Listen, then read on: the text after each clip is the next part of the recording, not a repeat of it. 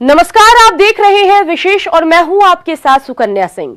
और सबसे पहले बात करते हैं अहम खबर की, जहां जामिया मिल्लिया इस्लामिया में रविवार रात फायरिंग की घटना हुई। ये फायरिंग जामिया के गेट नंबर 5 पर हुई। बताया ये जा रहा है कि फायरिंग के दौरान 2 संदिग्ध देखे गए। रात में फायरिंग की सूचना मिलते ही जामिया मिल्लिया इस्लामिया के बाहर लोग जुटे और प्रदर्शन शुरू हो गया। पुलिस उपायुक्त ने बताया कि जामिया नगर के SHO घटनास्थल का जायजा लिया। इस दौरान इलाके में फायरिंग की ये तीसरी घटना है। रिपोर्ट के मुताबिक इन संदिग्धों में एक शख्स लाल रंग की जैकेट पहने हुए था और लाल रंग की स्कूटी चला रहा था। स्कूटी का नंबर 1532 बताया जा रहा है। हालांकि इस घटना में किसी के घायल होने की सूचना नहीं है। फायरिंग की घटना के बाद जामिया नगर थाने के बाहर भी जामिया के छात्र एकत्रित हो गए हैं। इस सिलसिले में पुलिस ने शिकायत दर्ज कर ली है। पुलिस की टीम गेट नंबर 5 और 7 से CCTV फुटेज इकट्ठा कर रही है।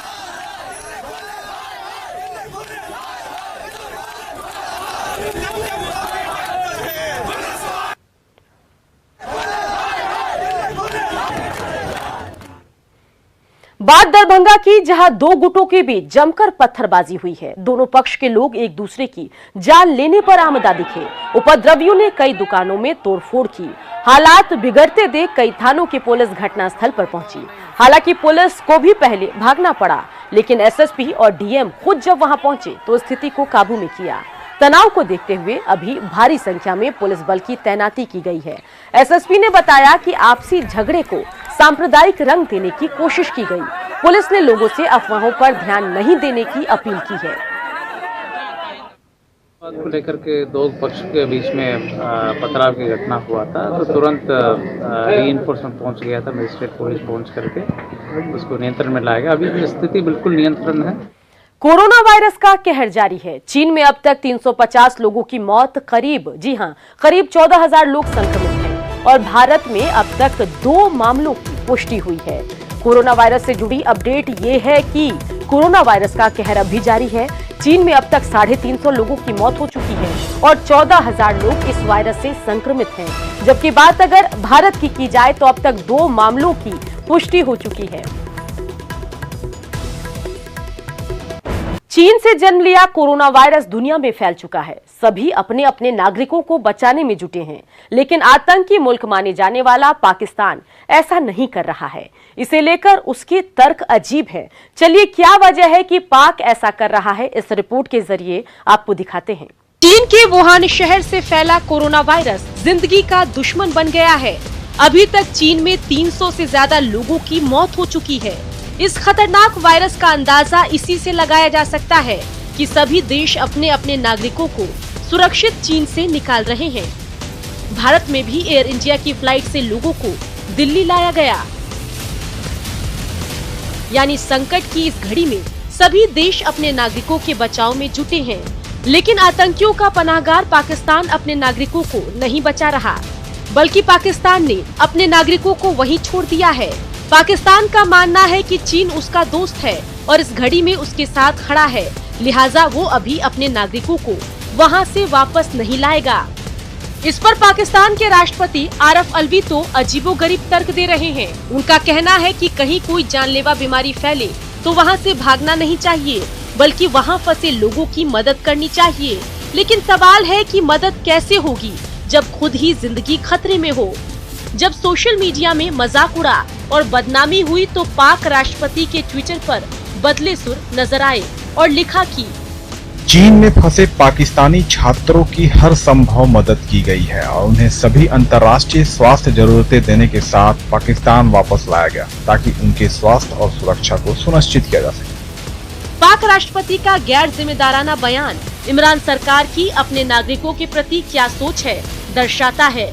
इसके अलावा 2 फरवरी तक चीन जाने वाली सभी विमान सेवाओं को बंद कर दिया गया है, जबकि हकीकत ये है कि चीन में फंसे पाकिस्तानी छात्र और नागरिक बार बार अपनी सरकार से मदद की गुहार लगा रहे हैं। 4 लोग तो कोरोना वायरस से संक्रमित भी मिले हैं। चीन के वुहान शहर में जानलेवा वायरस फैला हुआ है। 15,000 के करीब लोग प्रभावित हैं। यहाँ रह रहे लोगों को कहीं भी आने जाने पर प्रतिबंध लगाया गया है। Bureau report, news 18 network. चलिए अब एक नजर डाल लेते हैं कोरोना वायरस आखिर क्या है और उसकी लक्षण क्या कुछ हैं और उससे बचा कैसे जा सकता है। कोरोना वायरस का संबंध वायरस के ऐसे परिवार से है जिसके संक्रमण से जुकाम से लेकर सांस लेने में तकलीफ तक हो सकती है। इस वायरस को पहले कभी नहीं देखा गया। वायरस का संक्रमण दिसंबर से चीन के वुहान में शुरू हुआ था। दूसरे देशों में पहुंच जाने की आशंका जताई जा रही है। अब तक इस वायरस को फैलने से रोकने वाला कोई टीका नहीं बना है। बुखार, जुकाम, सांस लेने में तकलीफ, नाक बहना और गले में खराश जैसी समस्या होती है। ये वायरस एक व्यक्ति से दूसरे व्यक्ति में फैलता है, लिहाजा इसे लेकर बहुत सावधानी बरती जा रही है। हाथों को साबुन से धोना चाहिए। अल्कोहल आधारित हैंड रब का इस्तेमाल किया जा सकता है। खांसते छींकते समय नाक और मुंह पर रुमाल या टिश्यू पेपर रखें। जिनमें कोल्ड और फ्लू के लक्षण हो उनसे दूरी बनाकर रखें। अंडे और मांस के सेवन से बचें। जंगली जानवरों के संपर्क में आने से बचें। यूपी में संगम नगरी प्रयागराज में इन दिनों वैष्णव समाज के संतों का जमावड़ा लगा हुआ है, जहां वे इन दिनों अग्नि स्नान के पारंपरिक अनुष्ठान में व्यस्त हैं।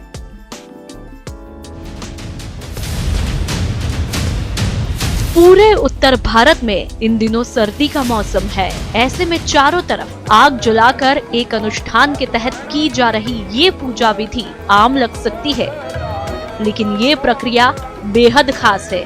ये प्रक्रिया वैष्णव समाज के संतों की तरफ से पूरी की जाती है, जिसमें कई कई घंटे चारों तरफ आग के बीच तप किया जाता है।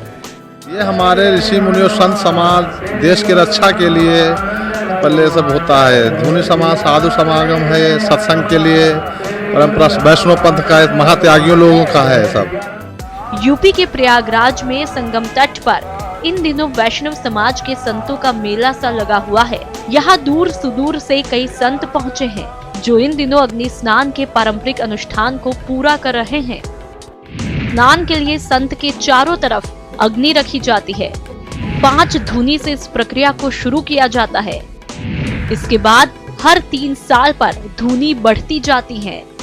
ये धुनी का परंपरा जो है ये सतयुग से चले आ रहे हैं। महात्मा लोग जो है तापते हैं, पहले 5 धुनी शुरू करते हैं, फिर 3-3 साल के होते हैं, फिर जो है 7 धुनी होते हैं, उसके बाद 12 होते हैं, फिर कोट होते, फिर खप्पर होते हैं। यही सब जो है बागम में ये सब जो है पूरे धुना का जो है तापते हैं। संतों की माने तो इससे तपोबल की शक्ति आती है, साथ ही ईश्वर का ध्यान सरल हो जाता है।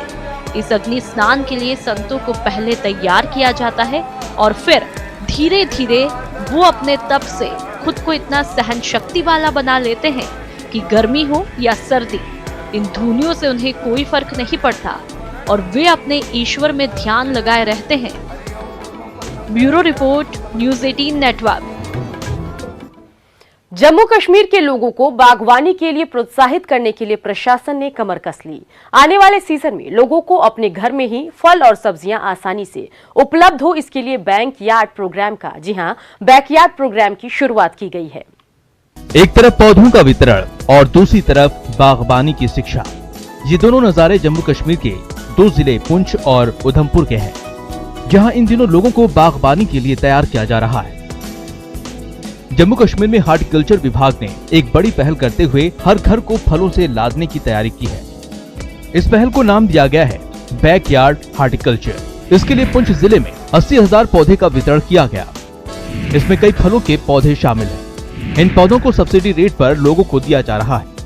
तो इन सब का मिला के कोई तकरीबन 80,000 पौधा जो है वो हम इस साल दे रहे हैं, जिसमें मेजर जो है वो एप्पल है, वॉलनट है और ये पीकानट है। इनके पौधे जो है सबसे ज़्यादा हम दे रहे हैं। बहुत शुक्रगुजार हैं जो हमें फ्री में यहाँ से दे रहे हैं। हम पौधे लगा के बहुत तरक्की करेंगे। आने वाले दिनों में इसकी जो है फल फ्रूट की बहुत यकीनी पैदावारी होगी, तो उससे किसान आदमी को बहुत बड़ा फायदा होगा। उधमपुर में हार्टिकल्चर विभाग लोगों को बागबानी के लिए विशेष प्रशिक्षण भी दे रहा है। लोगों को विभाग से 4 पौधों की एक किट दी जा रही है, जिस पर सरकार की ओर से 80% सब्सिडी दी गई है। उधमपुर में 40,000 पौधों का वितरण किया गया। 10,000 लोगों को ये पौधे बांटे गए। खासकर गांव के और शहरी लोगों को भी अपने आंगन में पौधे लगाने हैं 4-4। जो उधमपुर में ये बैक टू यार्ड ये हमारे किसान भाइयों के लिए बहुत ही अच्छा कदम है, बहुत ही अच्छा फैसला लिया गवर्नमेंट ने। हमें बहुत खुशी हुई है, जैसे जैसे कि यहाँ हमारे ऑफिसर साहिबान ने बताया है, जो ये स्कीम है हम गरीबों के लिए बड़ा अच्छा है। नेचुरली बहुत ज़्यादा रेवोल्यूशन आएगा हमारे हॉर्टिकल्चर में, क्योंकि हम हर एक बेनिफिशियरी को, जहाँ हर एक फार्मर को, जहाँ हर एक हाउस होल्ड को हम पौधे नहीं प्रोवाइड कर सकते थे। हॉर्टिकल्चर विभाग का अनुमान है कि अगले सीजन तक सेब और अखरोट समेत बांटे गए फलों के पौधे तैयार हो जाएंगे और ये लोगों को आमदनी के साथ सेहतमंद भी बनाएंगे। Bureau report, news 18 network. BJP ने दिल्ली चुनाव के लिए पूरी ताकत झोंक दी है। बुराड़ी विधानसभा में गृह मंत्री अमित शाह और बिहार के सीएम नीतीश कुमार ने एक साथ जनसभा को संबोधित किया। शाह ने केजरीवाल को झूठ बोलने में नंबर 1 बताया तो नीतीश ने कहा दिल्ली में न सड़क ठीक है न पानी। फिर केजरीवाल ने काम क्या किया?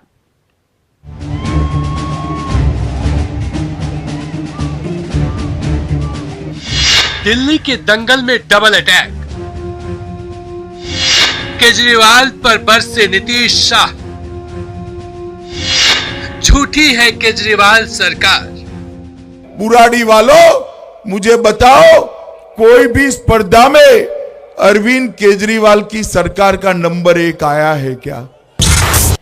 पानी ठीक नहीं है, और जो लोग भी अभी बोल रहे थे क्या स्थिति है, तो कौन सा काम कर रहे हैं? भारत माता की, भारत माता की। दिल्ली के दंगल में सियासत का सुपर संडे देखने को मिला। बुराड़ी में बिहार के सीएम नीतीश कुमार ने गृह मंत्री अमित शाह के साथ मंच साझा किया और केजरीवाल सरकार पर सवालों का बौछार कर दी। अमित शाह ने केजरीवाल पर निशाना साधते हुए कहा कि वो झूठ बोलने में नंबर 1 है और वो अपने वादे भूल जाते हैं। वहीं नीतीश ने कहा कि दिल्ली में ना सड़क ठीक है ना पानी। फिर केजरीवाल ने 5 साल में क्या किया? 1000 नए स्कूल बनाएंगे, यूरोप जैसे स्कूल बनाएंगे। बुराड़ी वालों बताओ, एक भी स्कूल बना है क्या? उन्होंने कहा था कि हम 50 नई कॉलेज बनाएंगे। बुराड़ी वालों, एक भी कॉलेज खुला है क्या? आज यहां बात कर रहे हैं, क्या स्थिति, कौन सी सड़क है, आखिर क्या काम कर रहे हैं? 5 साल से काम करने का मौका मिला है, कहां सड़क का निर्माण हो रहा, कहां कुछ काम हो रहा? न खास तौर से हेल्थ के लिए कोई काम है, न शिक्षा के लिए काम है। कई लोग बोल रहे थे, मैं सुन रहा था, यहां कहां कितना स्कूल बना है भाई? कितनी बात हम लोग कहें। अमित शाह ने पूर्वांचल के लोगों की भावनाओं को भी छूने की कोशिश की। अमित शाह ने कहा कि केजरीवाल को पूर्वांचल के लोगों का अपमान करने का कोई हक नहीं है। तो नीतीश ने भी केजरीवाल को जमकर खरी खोटी सुनाई। साथ ही दिल्ली की अवैध कॉलोनियों को नियमित करने के लिए केंद्र सरकार की तारीफ की। वो कहते हैं कि बिहारी 500 रुपए की टिकट लेकर आता है और 5 लाख का इलाज कर कर जाता है। क्या ये कल्पना है आपकी सरकार की? 5 लाख कहां आपके घर से लेकर आए हैं? अब वो जब काम करते हैं, यही रहते हैं, उनका परिवार रहता है, तो उनका परिवार यहां रहता है, तो आपको उसके बीमारी की स्थिति में इलाज कराने का आपको नहीं, आपकी ड्यूटी, आपका यह कर्तव्य। बुराड़ी से पहले संगम बिहार में नीतीश कुमार ने चुनावी सभा की। नीतीश ने यहां केंद्र सरकार के बजट की तारीफ की और बिहार के लोगों से एनडीए को वोट देने की अपील की। देश के हित में, आम लोगों के हित में, किसानों के हित में जो बजट लाया गया है, उसके लिए मैं केंद्र सरकार को विशेष तौर पर बधाई देता हूं। जितने भी बिहारी लोग हैं, याद रखिएगा, अपना एक वोट बर्बाद नहीं करिएगा, इनको बता दीजिए। इधर दरभंगा से बीजेपी सांसद गोपाल जी ठाकुर ने भी केजरीवाल को अपने हद में रहने की चेतावनी दी है। उन्होंने दो टूक कहा कि अब बिहारियों का अपमान बर्दाश्त नहीं होगा। बीजेपी सांसद ने केजरीवाल के उस बयान पर ऐतराज जताया जिसमें उन्होंने कहा था कि बिहार के लोग दिल्ली में भीड़ बढ़ाते हैं। और जो शब्द इन्होंने बोला, 500 रुपया लेकर आते हैं, 5 लाख का इलाज करा करके चले जाते हैं, तो बिहार के लोग बहुत सम्मानित स्वाभिमानी होते हैं और 8 फरवरी को इस दिल्ली प्रदेश की चुनाव में वो अपना एक एक मत भारतीय जनता पार्टी के पक्ष में कमल फूल पर दे करके और इनको सत्ता से च्युत करने का काम करें। दिल्ली में 8 फरवरी को चुनाव होना है। दिल्ली में जेडीयू 2 सीटों पर चुनाव लड़ रही है, जबकि 1 सीट पर एलजेपी चुनाव लड़ रही है। विधानसभा चुनाव में अब कुछ ही दिन बचे हैं। ऐसे में बीजेपी ने अपने सहयोगियों के साथ पूरी ताकत झोंक दी है। Bureau report, news 18 network. तो दिल्ली में बिहार की सियासत शिफ्ट हो चुकी है। दिल्ली चुनाव में तमाम बिहार की बड़ी पार्टियों की साख दांव पर है, क्योंकि इसी साल बिहार में भी चुनाव होने जा रहे हैं। सबसे बड़ी बात यह कि पहली बार बीजेपी, कांग्रेस जैसी बड़ी पार्टियों के साथ साथ बिहार की क्षेत्रीय पार्टियां दिल्ली के दंगल में दांव आजमा रही हैं।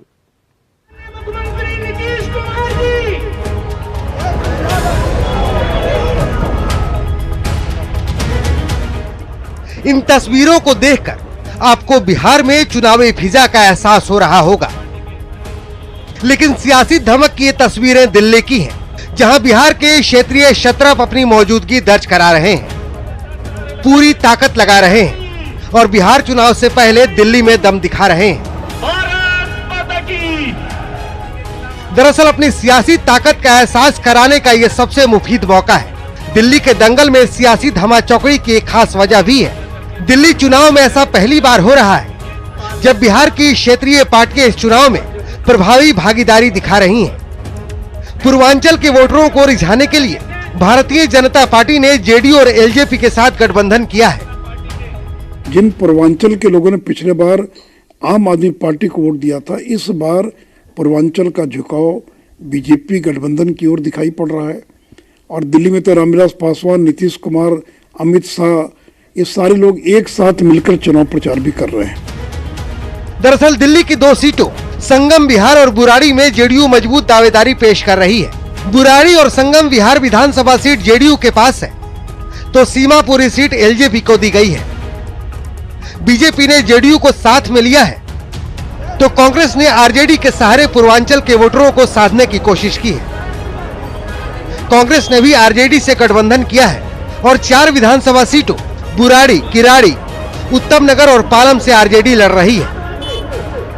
दिल्ली का जो चुनाव है उसमें हमारा जो गठबंधन है कांग्रेस पार्टी से है और हमें जो है 4 सीटें मिली हैं, जिसमें कि पालम भी एक आध सीट है।